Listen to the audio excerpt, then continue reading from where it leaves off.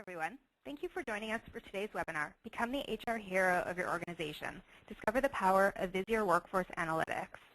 My name is Melanie Azer. I'm the Marketing Manager for Visier, and I will be your host for today's webinar. Visier, the proud recipient of Human Resource Executive's Top HR Product for 2012, and named an awesome new technology at the 15th Annual HR Technology Show, also recognized in Gartner's Cool Vendor in Human Capital Management Software 2012 report, delivers workforce analytics through the cloud to empower HR professionals with the most critical insights for optimizing their people strategy to meet their business strategy. Visier's unique analytics combine the sophistication of predictive capabilities with the ease of use of consumer applications. Visier was founded in 2010 by business intelligence experts with the leadership team having a proven track record of technical, operational, and strategic management success with companies including Business Objects, Crystal Decisions, SAP, IBM, and Symantec. So before we begin, a few housekeeping items to review. Today's webcast is scheduled to run 1 hour, which includes time for a question and answer period at the conclusion of the presentation. Your phone line will be muted throughout the webcast, but please feel free to submit your questions throughout the presentation via the Q&A box in your GoToWebinar console. Given that time will be limited, we will answer as many questions as we can during the live event, but for those that we cannot address today, we will follow up with you following the broadcast. This webinar will be recorded, and the archived version and the presentation slides will be sent to you by email within the next few days. So I'd like to welcome everybody and introduce our presenter for today's webinar, Dave Weisbeck, Chief Strategy Officer for Visier.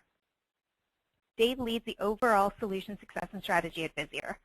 Dave is a seasoned software executive who has experience ranging from building development teams to growing multi-billion-dollar businesses as a general manager. Prior to joining Visier, Dave spent over 18 years in the information management and analytics industry, which included time spent helping to build Crystal Decisions and Business Objects products and product strategy. Most recently, Dave was the Senior Vice President and General Manager responsible for business intelligence, enterprise information management, and data warehousing at SAP. So Dave, over to you. Great. Thanks, Melanie. Thanks for the great introduction.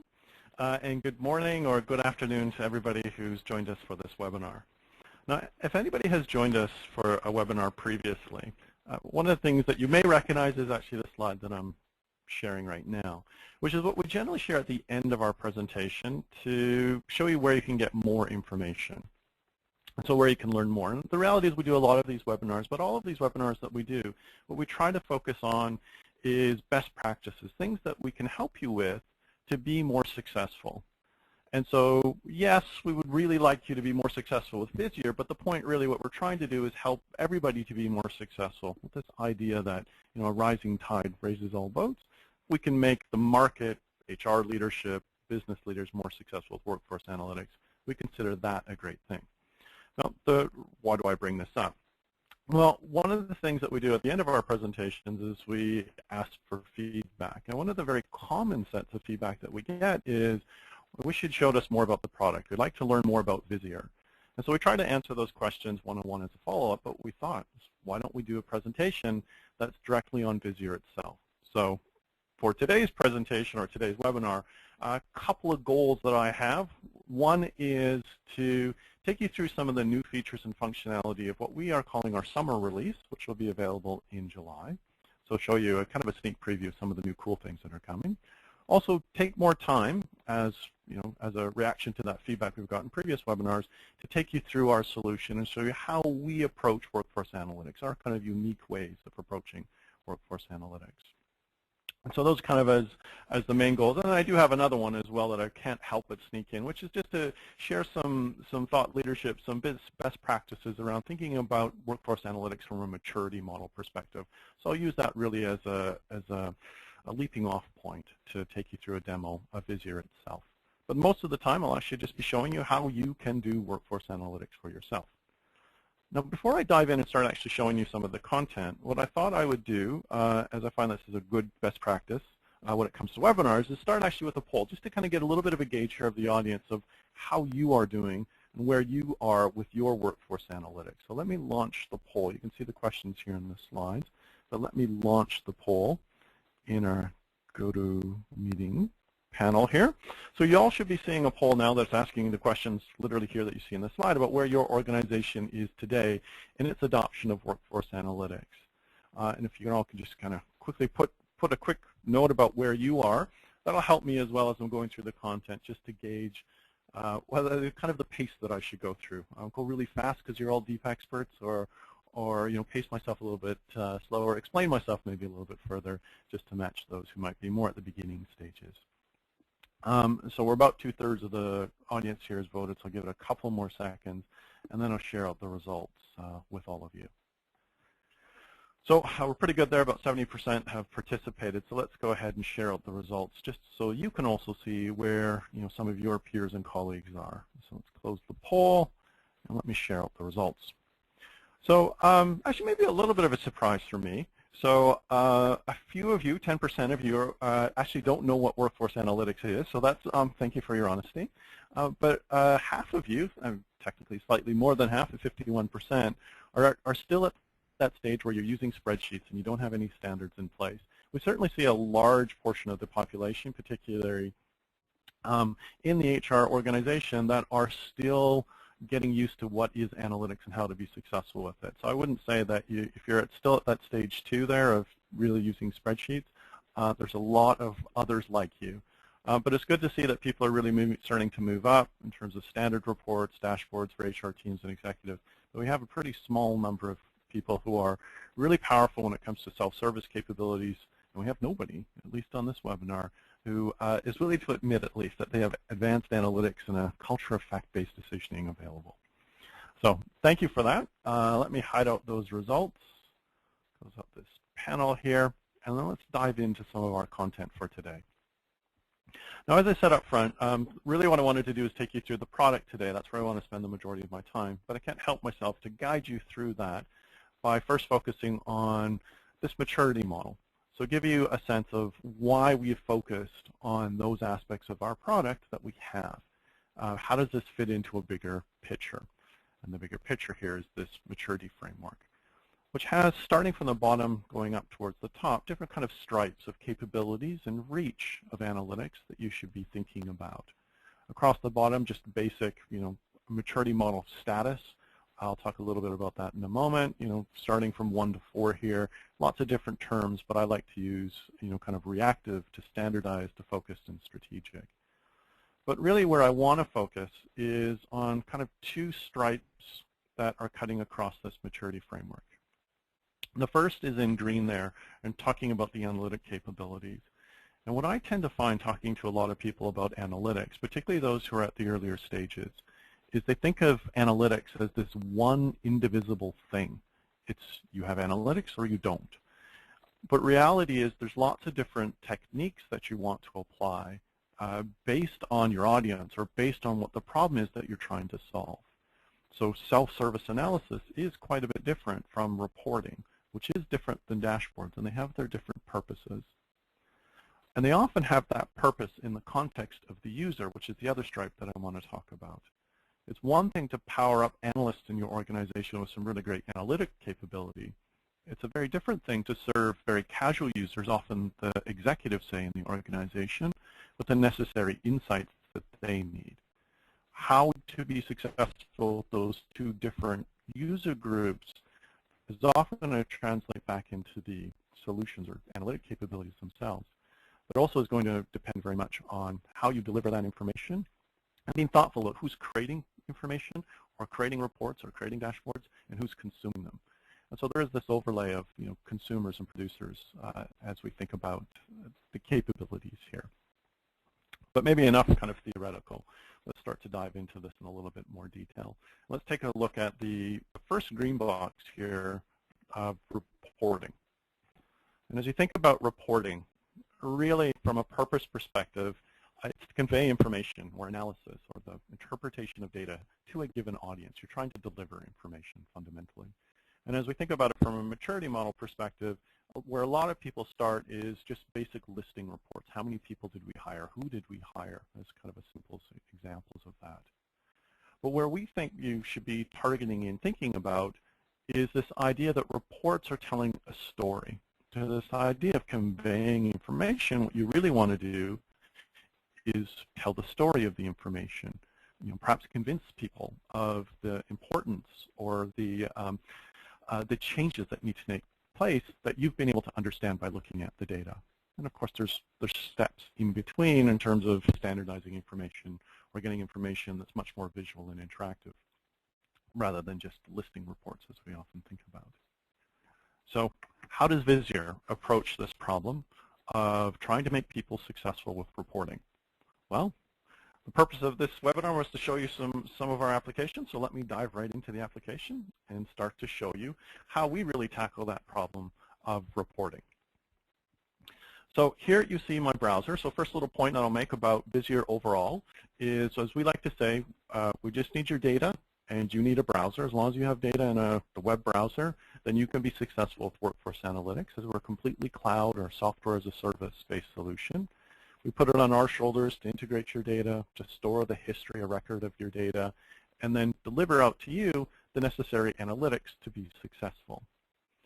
In this case, what I want to focus on is this reporting workflow. And just to make it a little bit easier to follow along, I'm going to put my browser here into a full screen mode, just so it's hopefully a little bit larger on your screens, makes it easier to follow. Now, to this notion of more advanced reporting being something that is about telling the story, we don't actually call what we do reporting. We actually call them slideshows.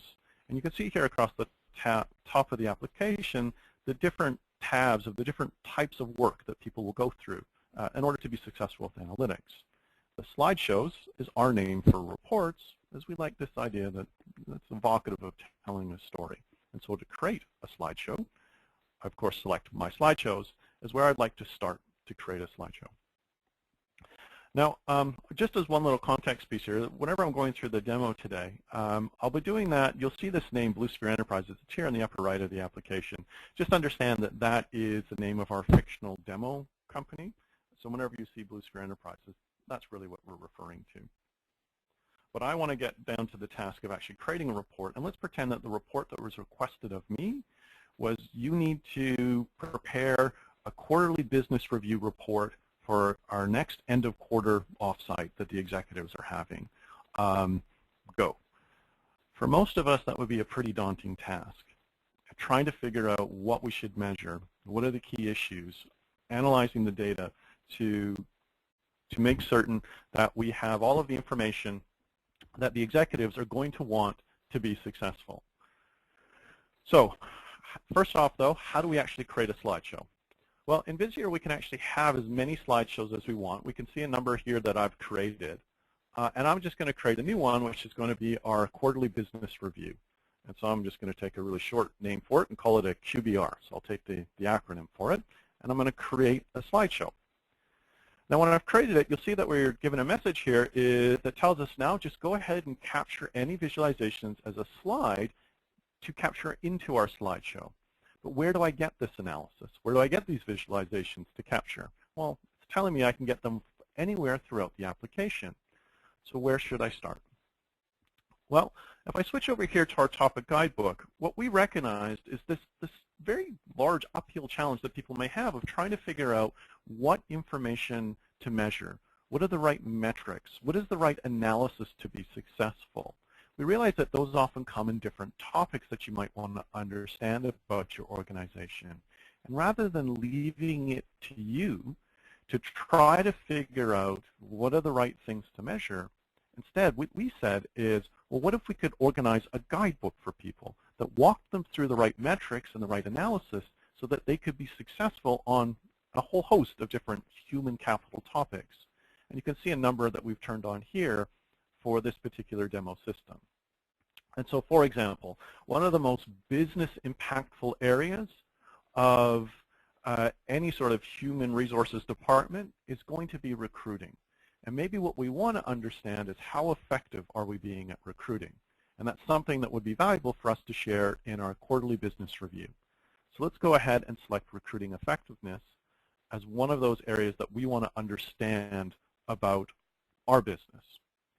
And you see that immediately we're brought in this topic to what are those metrics that we should be thinking about as we're trying to understand how effective we're going to be at recruiting. This happens to be one of those areas that we've expanded for our summer release with new content to really understand the full pipeline of recruiting, from cost to success, to quality of hire, to all of those pieces in the middle that understand that pipeline of candidates through to positions that you've actually filled in the organization. And so you can see here the number of metrics that we're breaking out that look across from a sourcing perspective, or look into offers extended in the selection and in the contracting of offers that are accepted, understanding how many have been declined as well, how many new starts we're having, our hire rate, and then, of course, the metrics that we often think about, which is really around our effectiveness. So how many requests might be aging too long, or how long is it taking us to fill versus to hire? And we'll also try to be thoughtful and helpful in the application, so if you're curious of the difference between hire and fill, it's probably intuitive to most of you, well, just put your mouse over the little question mark and we can break out that information so that you can see the difference between those metrics. The idea here is that rather than leave it to you to figure out all the right metrics, we're trying to populate them for you to give you, as we say, this guidebook through this topic. But everything you're looking at here is still just metric-based. It might be really valuable, but we're not really getting into some analysis. We haven't really gone into content that we can put into our report. We could put this content in directly, but we really want to get to some deeper analysis to add into our slideshow or report. So how would we do that? Well, for every topic, we can go from this overview, and then we can transition into what we call our detailed view. And in our detailed view, what we are doing is prompting you with the questions that you should really be thinking about to understand, in this case, how to be effective with your recruiting. So what are some examples of that? So you might be curious, are the number of vacant positions reducing? So are we increasing or decreasing? So do we have a problem of filling those vacancies, or are we having a worsening problem of increasing those vacancies? Well, to understand or answer that question, I can simply expand out any one of these panels in the application, and we'll get the analysis of what's actually happening behind the scenes. Here we can see our vacancy rate is taking off quite a bit as an overall trend line. And if we wanted to, we can switch to different views of this information. So perhaps we want to look at it by different organizations to understand where in the company those vacancy rates are the highest. And here, for example, we can see, perhaps not too surprising, that we have the highest vacancy rate in our sales and marketing department. Very common that there's turnover there, so not surprising that we also have the vacancy. Now we might have a curious question about, okay, I can see it's sales and marketing, but that's a very big department. Can I go deeper? Well, I can always interact with the information I'm seeing as well. So here I can click on sales and marketing, and now I'm looking within the sales and marketing team at those sub-organizations. And interesting, it turns out that the marketing department actually has the highest vacancy rate, which is maybe a little bit surprising, as we would have naturally expected it probably to be the sales organization, which is larger, and again has that natural higher turnover rate. So we might now decide that this is something really interesting that we want to share in our report. So finally, to that point, how do we get this into our actual report? Well, it's actually very simple. You come down to the left-hand corner of the screen. You can see a little orange button here that looks like a camera. We simply say that we want to capture that. We click on the orange button, and any visualization that's currently on the screen becomes highlighted and tells us that we can capture it as a slide. I simply click on that visualization. I can add my any title that I want, so organization by vacancy, for example, as a title. We even try to be friendly with the default title and description. I can simply say create slide. When I've done that, it gets added to that slideshow that I had created earlier, my QBR slideshow, and we can see my new slide now added to it. The traditional reporting path always starts with a blank canvas of a report and then says connect to data and pull out queries and lists of data and then try to group it and format it. Our approach is very different. It says go understand your company, go understand your people, and when you find something interesting, capture it, because that's what you want to share with people. And capture it into slideshow that then you can sort and organize and reorder to be able to tell your story of the data. And I could continue this way, so there might be some other interesting information here that I really want to understand about how effective we are at being at recruiting. So perhaps is the time to hire reducing? It might be something I'm really interested in. And so here I can see in the different locations that BlueSphere operates, how is our time to hire? Is it increasing or decreasing? And so I'm looking at the current period versus previous period and how our time to hire has been changing. Now, this might be a great result that I want to share with people because, hey, our time to hire is actually reducing quite a bit. Or maybe I have a curious thought that there's some hiring managers out there that are, really picky, making my life hard, and they're making it hard for me to reduce my time to hire. So maybe I want to view this information instead across the different hiring managers who currently have open recs open and see how my time to hire is being affected by them. Maybe I want to have a conversation here with Stephen Clayton about why time to hire is increasing for his organization, and that's the only organization for which it's increasing.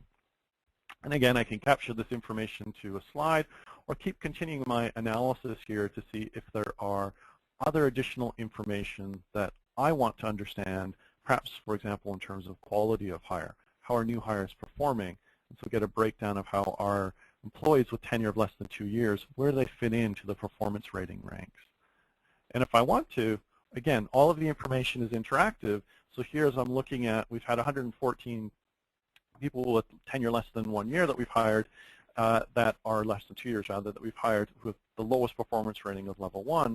If I want to understand more about those 114 people, I can simply interact with the data to view the details here, drilling down right into the bottom level of the individual employees themselves, and interact with those 114 with those lowest performance ratings that we've brought in to understand more about them, see where they're fitting into the organization, or even download that information into a spreadsheet if I needed to work with it offline.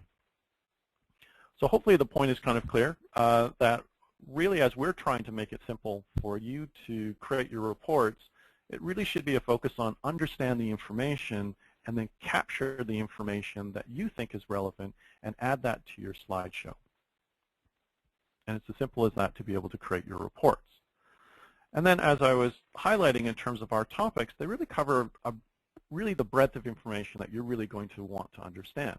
One of the places that we added new to our summer release is also this area that we call context. And it's this idea that while you need to understand how your organization is doing from an internal perspective, often what you want to understand as well is that external view of information. And so as an example of that, perhaps one of the things that you're very curious about with your organization is how diverse are you? Or maybe you're looking to understand because you need to fill out your EEOC reporting, so you want to understand where you are. Well, one of the topics that we include is helping to understand where you are from an overall diversity perspective. And the information that we're sharing here not only includes, how you are, where you currently are from perhaps an ethnic or a gender diversity, but you can also understand how you compare. So again, we see as we come into this diversity benchmarking topic, we see our different metrics that we might want to be interested in.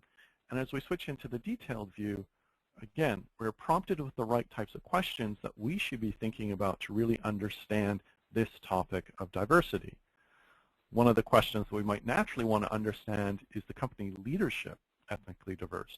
It's one thing for the company to be, but as we think about the leadership in the organization, that's actually even a more curious question that we might want to understand. And again, we can look at it by different locations. Of course, EEOC data is US-based, so we've automatically filtered to the US states that we're operating in here for Blue Sphere. I might want to look at it by different organizations as well, and so I can quickly select organization and see we've got differences in the different orgs in our organization. Now, what's really important here as we're looking at this data to understand is one of the really big challenges with this external sources of data is mapping it correctly. And so we put that on our shoulders to make certain it's correct and appropriate for your organization. So here, Blue Sphere has been mapped to particular industries that best match it. We've mapped in information as we look at any of the organizations as well to match as best we can from a role perspective. And so all of these matching to try to get as close a like-to-like comparison is really something that we're taking on our shoulders to make certain that you can use this information with confidence. And here we have some good results actually for our particular organization, which is maybe a nice thing to see, and that the diversity that we have across our management in the organization is considerably above the overall trend for diversity as reported by the EEOC.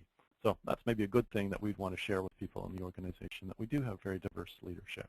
And again, it would be as simple as capturing this and being able to add it to our slideshow. So you could continue again this way and keep diving in, looking at different information that might be important to you.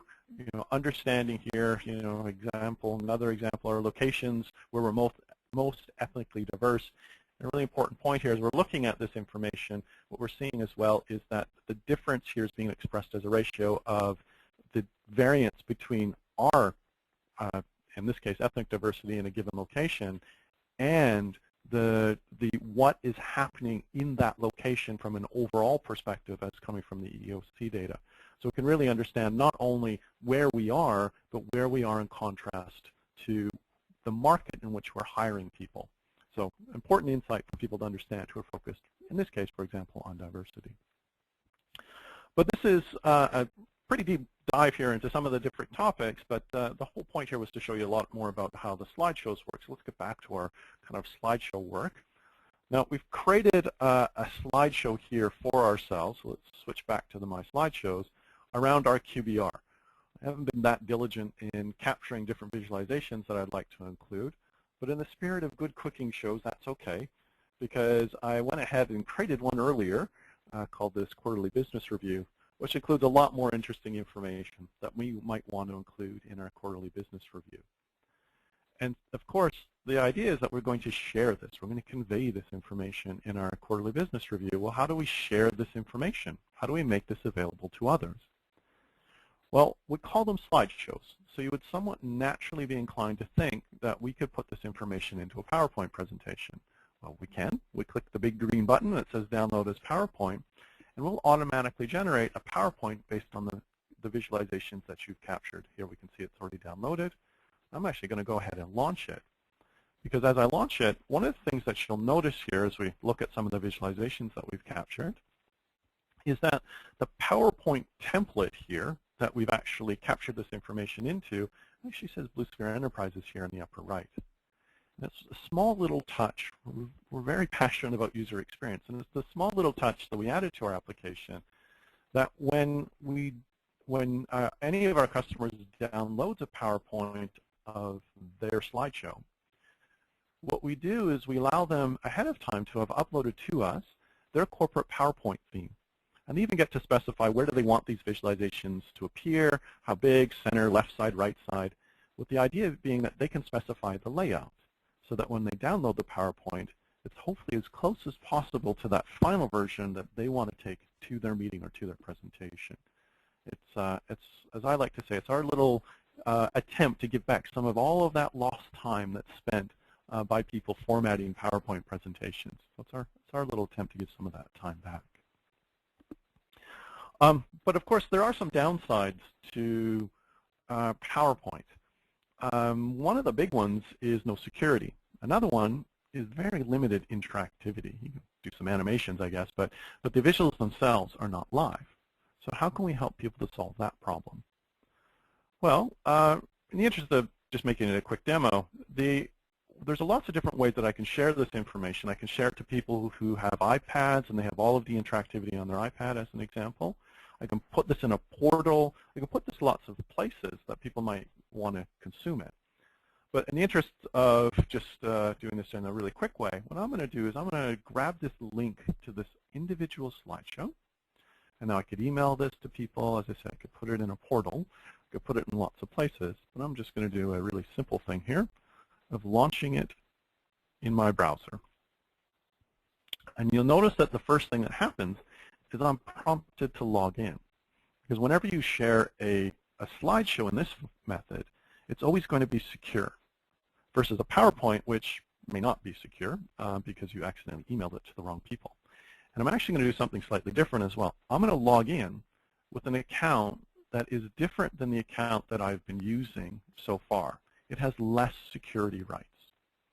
In fact, it only has access to the products organization of the Blue Sphere company rather than the entire company overall.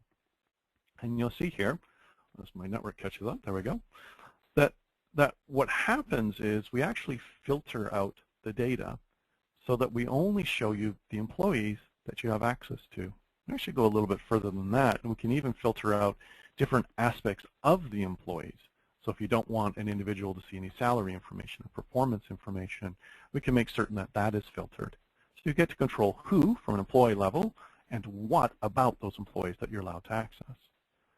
But because this is a slideshow now that we're consuming, all of the navigation is kept quite simple, and that is just page-based and that we've navigating through. But we still have all of our visuals here, and more importantly, we also have all of our interactivity as well.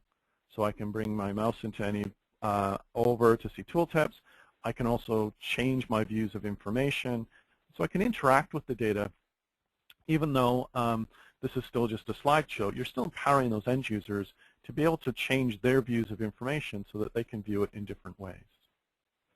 And so we find this is a great way to share information because A, it's secure, and B, it's still interactive. And we find a lot of those end users still appreciate that interactivity over that static, I can't change my views of information experience that they have in a PowerPoint.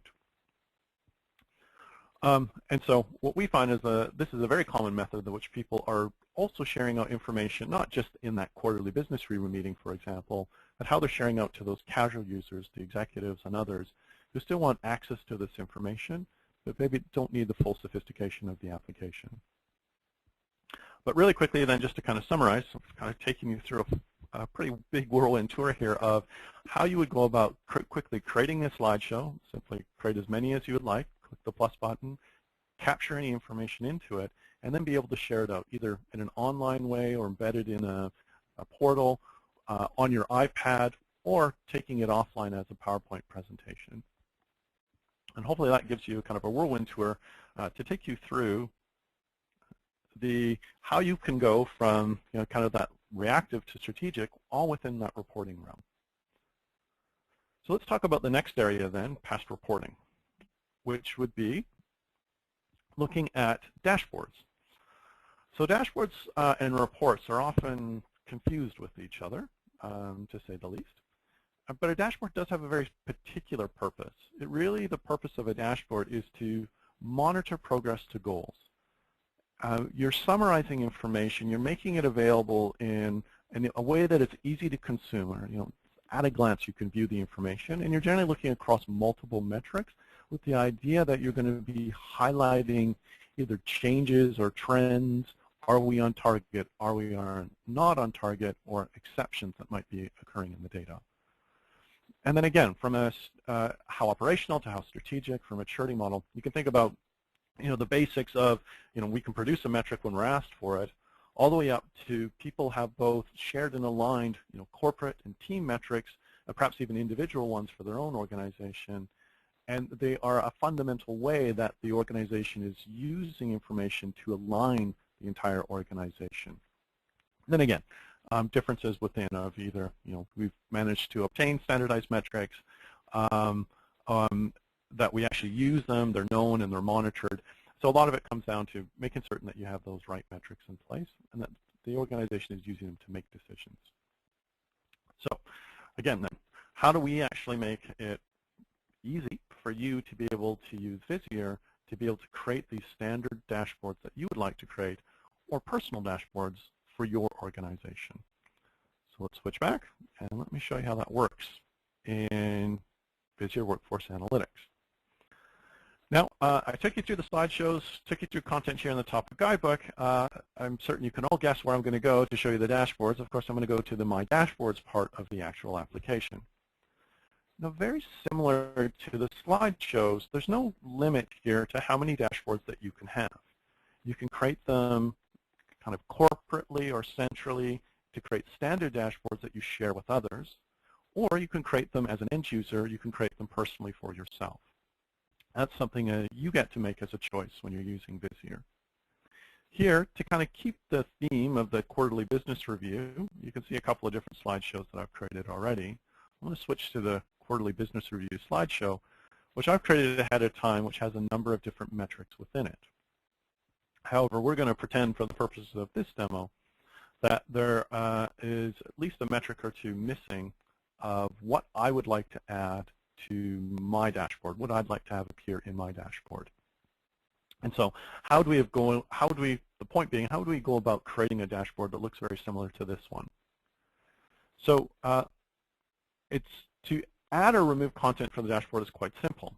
Here in this case, if I want to add a metric, how would I go about doing that? Well, intuitively, I select the Add a Metric link. Now, a really important point for me, as we see the little dialog that appears here, to select the given metric that we'd like to add, is all of the content that you're seeing here, all these different categories of different areas of human capital issues, or human capital categories of information that we'd like to add to our dashboard, are all pre-populated in Visier Workforce Analytics. So you don't have to start with, again, a BI type or business intelligence solution that says, go figure out how to map all of this yourself. Rather, we deliver this out of the box for you to be able to use. There's nothing special about this demo environment, except for those couple example slideshows and dashboards I've already created. Outside of that, every experience that I'm showing you is the exact same experience that you would have the very first time you used Visier. As what we know is people really struggle with connecting the data and figuring out how best to measure it and structure the data. We try to remove that challenge for you and let you instead focus in on one of the key things we want to understand about our organization. Now, let's assume in this case that the metric that we wanted to add, and it's back to that diversity topic that we were looking at earlier. And so we want to add a metric that really relates how we're doing by comparison to the EEOC data when it comes to our ethnic diversity, our minority ratio as it's known. So to add this to my dashboard, I can go looking through the list here of different metrics, or if I know that I'm looking for a particular metric, I can actually even make my life easier and just start to type it in, and we'll filter the list. Here, I'll select minority ratio as the metric I would like to add.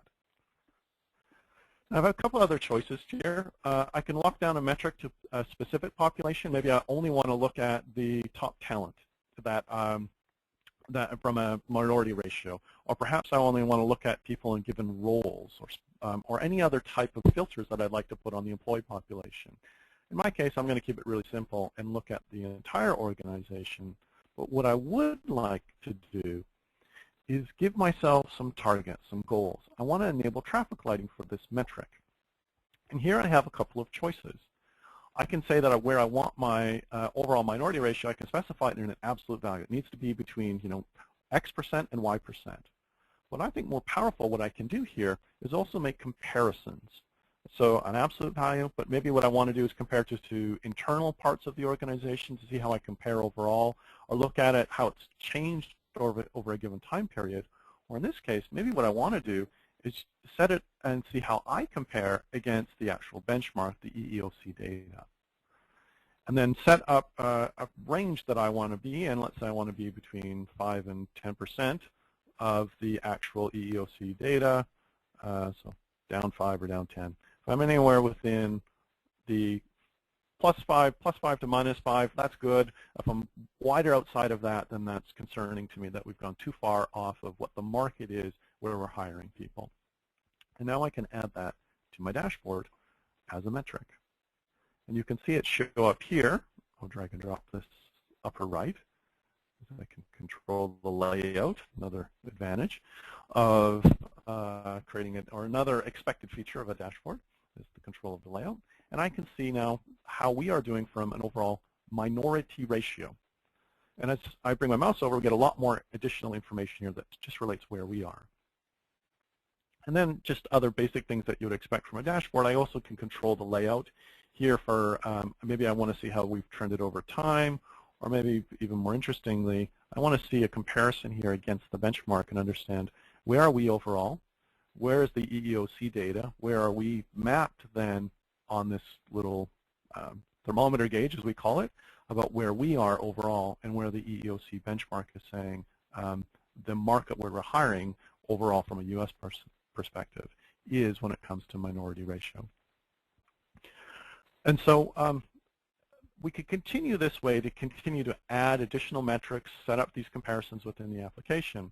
But what I wanted to do is ask you to kind of switch your mindset and think not in how we would create these dashboards, but instead think about people who might be consuming these dashboards. What have we done to make their life easier? Well, a couple of things I'll highlight, because ultimately a dashboard, you can't just think about the user experience for creating them, you also have to think about the users who are going to consume them. How can we make their life easier?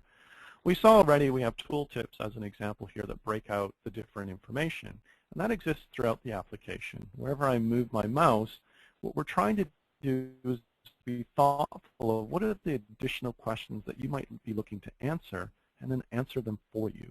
Because we're aware that this is a workforce analytics application, we can answer the smart information that you would like to see. So if you're looking at your voluntary turnover, for example, maybe you want to know how many people left, not just the rate at which they had left. And so we can break out that additional information for you. But you might also have put this information in front of people who don't necessarily understand it. And so exactly how are we calculating any of the information in here? You can always put your mouse over the question mark that appears next to every single metric, and we'll actually break out a definition for you. And so if you're curious of what any of these particular metrics mean, simply move your mouse over that question mark, and we'll break out a definition for you. Where this gets even more powerful, again, is if I draw your attention here to the turnover rate. Now, the reality is everybody implicitly knows what turnover rate is. There's not much point in giving them a little help text on turnover rate, because everybody implicitly knows what it is. But the truth is, in order to use turnover rate effectively, you need to understand it at a deeper level, to understand exactly how it's being calculated. You'll notice next to all of these little help text, we also tell you that you can click on this icon to get more information. Let me do that for turnover rate. And you'll see that what we do is we actually show you a page that is the definition of turnover rate, has some extra information on how to use it, includes things like how do we deal with exceptional cases if somebody resigned in March but their last working day was in April, what month did they count in for turnover, what literally is our formula, and then also from a big picture point of view, help me to understand how turnover fits into all of the other movement metrics, so I can understand where it fits in. Now, a very common question is, your definition doesn't exactly match ours for our organization. As I normally comment, what we're really trying to do here is give you kind of an 80-20 rule solution. That we see so many organizations reinventing the wheel when it comes to analytics, in particular workforce analytics. And so what you see here can be configured and changed to fit within your organization. But we just feel like that should be that last little bit, the last 10 or 20%, and you shouldn't have to go through to create, whether it's this documentation or whether it's connecting the data or whether it's defining the actual formula. You shouldn't have to reinvent the wheel and do all of that work. But where we try to go a little bit further then is, as we come back to our dashboard, is, okay, great. We've got the tooltips to help us out to understand the information we're seeing. We've got the help text. We've got the help documents to tell us really what's happening. Well, but how do we know where to focus in the application? Well, we consider it kind of our goal to really surface the right information for people. So let me share you a couple little things that might help people with that. So if I draw your attention to this metric over here, salary change, you'll see that this metric, by the traffic lighting we set up, we're good. We're in the green. What you'll notice next to it is a little exclamation mark that says there's a potentially severe issue has been found. What we know is when you look at data at a high level, looking across the entire organization, it can often hide or mask outliers. And what we're doing here is we've automated the discovery of outliers for you. And as I click on this little exclamation mark, what we'll do is we'll go find your outliers that are hiding out in your data, here in this case, for big movements in terms of salary changes or salary increases that might be hiding within the organization. Now, maybe something happened with that legal team in Canada that's totally normal, that salaries in that team overall have jumped by 11.5%. But the idea here is that kind of like a check engine light in your car, and I often refer to this as the check engine light of analytics. We're trying to surface this information for you so that we can highlight where these outliers are without leaving it to you to go find them. But the information here is still fairly summarized, still fairly high level. And so let me draw your attention back over to this turnover rate, which of course is in the red. It's been in the red for a really long time, so it's a really bad metric for us. So how do we dive in and go deeper to really understand what's happening with our turnover rate? We don't believe the dashboard should end at this summary of metrics, because people will have natural follow-on questions. How do I get those questions answered? Well, here we have a magnifying glass. Now, similar to the question mark, I can click on that, but rather than showing you a document that helps you to understand turnover, what we're showing you instead in this case is a series of questions similar to what I showed you in that topic guidebook, but here in this case, dedicated to turnover, to help you to understand the turnover of your organization. And all of this information is completely interactive. So I can come through here, look at, okay, what's been happening in our trend line. Okay, we're getting ahead of the situation, but things have gotten worse. Let me dive in and look at the details of the people that we've lost from the organization. So again, I can come in and drill right into the bottom level of looking at the individual employees. Or perhaps what I want to do is understand why people are leaving. So maybe I want to understand the breakdown of the reasons that people have been leaving. And so we call that out as a type of best practice question. And so here I can simply select breakdowns of reasons, see the ratio of involuntary versus voluntary, drill in on the voluntary, and get right down into the reasons that people are reporting about why they are leaving from the organization. So the design, again, is that we understand what a lot of the best practice questions are that people need to understand as they're trying to understand a given topic, or in this case, a given metric. And rather than leave it to them to be thoughtful and creative about asking those questions, prompt them with those questions, and then, of course, answer them directly. And so hopefully that gives you a good understanding of the dashboard here. And one last little quick point about the dashboard is if I want to include a summary like this in our slideshow or in a report, I can actually capture entire slideshows themselves as well, or capture, rather, entire dashboards and add those to slideshows as well. So there's a lot of power there in being able to add any content that is in the application to a slideshow. Now, there's one other kind of classical analytics scenario that I did want to talk about, which is this idea of self-service analysis. We think this is very powerful. And really what at the end of the day, what you're trying to do is empower the end users to answer their own questions. And a lot of the challenge with this, though, is how you give them an ease of use that allows them to answer their own questions at the same time that you're giving them enough power. And so without further ado, let me show you how we solve that problem in our application. And so the other scenario, or the other part of the application I haven't shown you, now that I've shown you the dashboards, the slideshows, and the topic guidebook, is this other one here that we call our Metric Explorer. And as I say, the design of the Metric Explorer is to let you ask and answer your own questions of the data. So we need a question that we might want to look at. And since we've been looking at turnover, let's take a look at trying to find a pattern that might be hidden in our data around the performance versus potential of people who are leaving the organization. What might be otherwise known as a 9-box score of turnover. How could we create that and answer our own questions about, the pattern of that turnover related to performance and potential? Well, here, the way that we've designed this is down the left-hand side is all of the different controls to be able to set up your view of information, to answer your own question, and then all of the interactivity exists within the visual itself. So in our case, what we wanted to do is measure turnover. Fortunately, it's already selected for us. And we wanted to look at it by count rather than rate, so we can quickly select that. And then how do we want to group the information? Well, we want to look at it in a 9-box score, so that's classically performance and potential. So I can quickly take performance rating is how I want to view my data. And we can see here the different performance ratings automatically get mapped into our visualization. But how do we want to visualize that data? How do we want to see it? Well, here, that's the next step in our workflow, is to select our visualization. Do we want to make comparisons? Do we want to understand how it changed historically over time?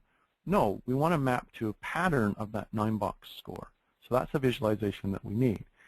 And a really important point for me is that as you look through this list of visualizations, it is not bar chart and line chart, but it's rather the business problem that you have.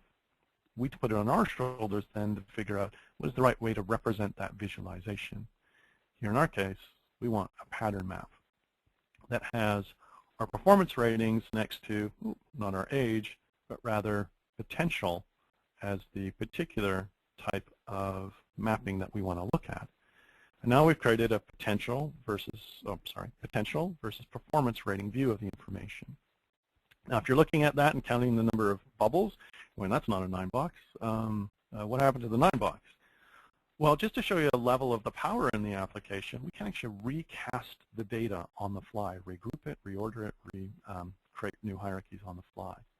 And so here at our performance rating, this is our problem. We've got too much data here, too much detail. We want to summarize this information. How can we do that? Well, we want to change our focus for this group.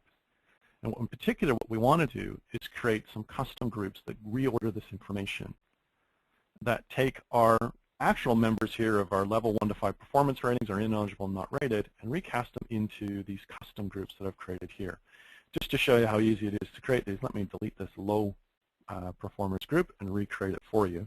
It's as easy as create a new group, give it a name, I'll call it low for low performers, and put in our lowest performance rating of performance level 1. Of course, I could add in additional ones as well if I wanted to, so I can have as many different members as I wanted to. But here in this case, it'll be really simple of 1 member. And then I can say, that's in fact the data I want to see. I want to see the high performers, the mid performers, and the low performers now regrouped and reordered. And I think it's kind of interesting that we might have some high potentials that actually don't even have a performance rating, so I want to include those as well. So I'll cheat and not do a 9-box but a 12-box score. Now I've recast the data. I simply close out this dialog. And you can see that we've grouped it actually, or we've ordered it by magnitude, but that's okay, we can change that as well. And now I have a very traditional 9-box score of high, medium, low performers, and I've also included my not rated individuals. And here we do have some very high potential not rated individuals, and again, I can interact with this data to see who these 12 individuals are that are high potentials but don't actually have a performance review. And follow up perhaps with some of these managers to figure out what's going on. And so really quickly view here, and there's many different questions, many different scenarios, but a real quick view there, the type of questions that you can answer in the application just by interacting with our ad hoc environment. Now there's one last thing I did want to show you, but in the interest of time here, just conscious of the clock, I'm going to show you this in a really quick way from here. As one of the things that we're aware of is that to our last scenario, it was really a predictive scenario. To be able to look at how you can really start to look to the future, to prediction. But when you think about predictive models, the reality is that you have to first find patterns in the present or the past, then think about a model, and then generate from that anticipated behaviors or changes in the organization. That's really kind of the way predictive works. The tough thing with predictive is figuring out what those models are and doing all the statistical analysis. So what we've tried to do with Visier is say, wouldn't it be great if we thought of those questions ahead of time and built them into the application? And so a quick example, just to show you some of this power, here in our topics, in this case, our topic of retention. Now, what's the most profound question that people would think about as they think about retaining people? Well, our thought on that in terms of the type of question that people would ask is, why are people leaving? And so that's the type of question we're prompting people to be thinking about, and of course, also trying to answer for people. And that's exactly what this visualization tries to represent. It actually goes a little bit further than that. And that what we're showing you on the orange side is what's known as a clustering analysis to show you what are those common characteristics that the people who are resigning have in the organization. And then on the left-hand side in green, where we go a little bit further, is what are those common characteristics for the people who are staying in the organization, with the idea being that the contrast might be meaningful. And here we can see our third highest rank of people leaving is people new to the organization. Our second highest rank of people staying is people well established in the organization. And so we might want to turn our attention to onboarding or different programs that we have to welcome new employees into the organization. And so with a lot more time, we'd be able to continue kind of slicing and dicing this data to really pull out and letting the algorithm show us where are those real risk factors for people leaving. But what we may want to do to that idea of figure out the past and the present and then apply a model to project the future, we may want to just project this data into the future and say, well, I don't really need to know why people are leaving. I just want to know who's at risk of leaving next. And that's exactly what this question then answers. It uses that data that we've used to understand why people are leaving and then said, let me look to the future about who's most riskiest to leave and what would they cost me if they left the organizations. So here you can see the information related to individuals who might be at risk to leave from the organization, and you can interact. And of course, you could add that to your slideshow, add that to your report, share that information out across the organization. And with security, this list of employees at risk of leave would be customized and personalized to every end user who consumes it. And with that, conscious of time, I better quickly transition here and just see if there are any questions that you might have that I can answer in the last minute or so or two that I have available. So I can quickly answer some questions. And of course, we'll follow up with you individually if you do have questions. As there are, I see in the panel, there are a number of questions. And we're happy to follow up with you one-on-one afterwards to answer any questions or any of the 1 or 2 questions I might be able to answer here. If any of you have some, would like us to follow up, we can do that. So let me see if there's any kind of quick questions I can get to. Yeah, one that I expected. Can you talk to me about where the data originates? So really what we're trying to do in terms of the Visier application is really help you from a kind of a full service perspective. So there's a quick slide here that I skipped. What we're trying to do is say there's a bunch of data, sorry if I can get my slides to show, there we go, that is going to be locked into lots of different applications, whether they're on-premise or in the cloud-based solutions. So you can see a number listed here at the bottom of the slide. And then we take in all of your data, historical data, current data, and it really becomes our job to make certain that it matches into the Visier application. What we really do is try to turn this on its head, and we start at the top. So if you look at the top, the user thinking is, who of my top talent is likely to leave next? What we try to do is say, what is the right way to visualize that information? And what are the models and calculations to answer this? And where is the data? Where does it live, and what do we need in order to be able to answer this question? And so we consider everything in this slide to be our problem to solve in terms of thinking of the right questions, making the right models, the right visualizations, as well as pulling that data from your sources. We've gotten pretty good at this. And our average time to go from first extracts of data to first productive customers, that is taking, on average, 4 to 6 weeks for our customers. By contrast, most analytic solutions take 9 to 14 months. So considerably faster timeline. One last question maybe I'll see of where to get started or how to get started. If I think about getting started and bringing in people into the organization to be successful with workforce analytics, what I always caution is analytics is always a journey, that you can't be successful by starting right at the end. So get your organization aligned on key metrics that you want to measure.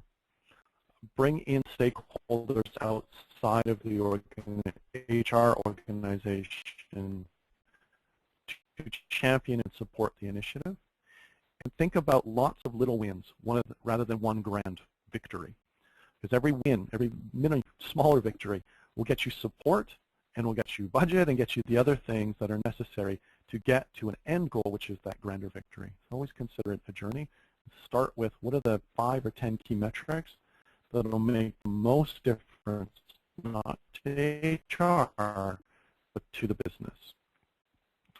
And with that, very conscious here of time, and so thank you very much for your participation today. Hopefully this has been very a recording of this available, so if you do have more information you want to glean from the recording or share with others, please do so.